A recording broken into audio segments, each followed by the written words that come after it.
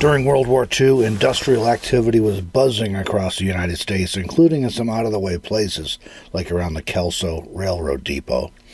Located in a remote area of the Mojave Desert, there probably wasn't much reason for most people to have ever heard of Kelso, let alone to actually move to Kelso for work.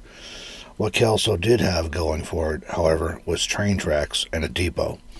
Kelso was an important stop along this rail line, as it sat at the bottom of a long 2% grade that required additional steam engines to haul trains up the grade. It also had a reliable source of water for those steam engines, thanks to a spring in the nearby Providence Mountains. The first railroad depot at Kelso was opened in 1905. A few months later, a post office was opened at Kelso, and then an engine house and a eating house that served both railroad employees and train passengers. Kelso was near the Vulcan mine, operated by Kaiser Steel, and the nation needed iron ore, and lots of it, for the war effort. Iron ore from the Vulcan mine was loaded onto freight cars in Kelso, while troops, trucks, and tanks were also shipped through Kelso by rail. All of this wartime activity meant that the mine and the railroad both needed workers to keep everything moving, but Kelso was in the middle of the Mojave Desert with little around for many miles. The Union Pacific Railroad and Kaiser Steel both set up temporary housing at Kelso to accommodate the necessary workers. During World War II, the population of Kelso grew from basically nothing to 2,000 people for a period of time. Lester Packard operated a general store across the street from Kelso Depot that provided supplies to those living in or passing through Kelso. After Packard died in 1941, his surviving heirs leased his store and a pair of nearby houses to other shopkeepers.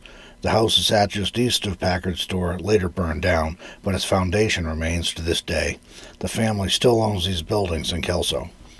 The historic Kelso Depot has been beautifully restored and now serves as a National Park Service visitor center for the Mojave National Preserve. The train station, which was originally opened in 1924, was renovated and reopened as a visitor center in 2005.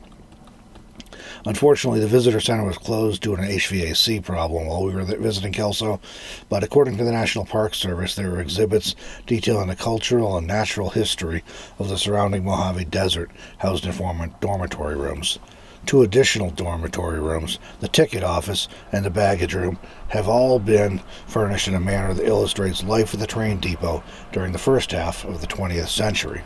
The Los Angeles and Salt Lake Railroad started planning new depots, employee facilities, and restaurants at several towns, including Kelso, in the early 1920s. Competition with the Santa Fe Railway for passengers was intense in the 1920s, and the Los Angeles and Salt Lake Railroad wanted to be sure their service and route was attractive to travelers.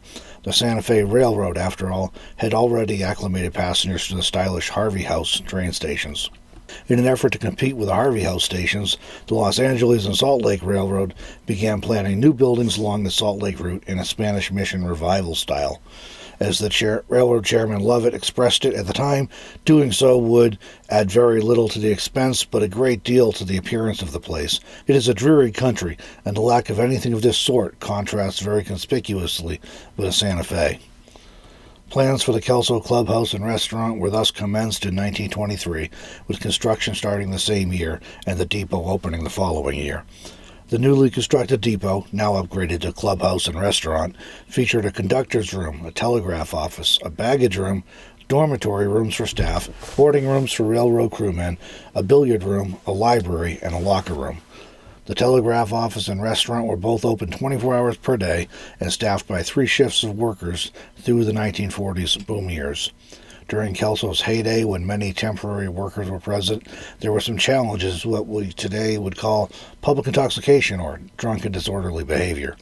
From the 1940s through 1985, a 2-cell strap steel jail was used to detain and confine the unruly and or inebriated in Kelso.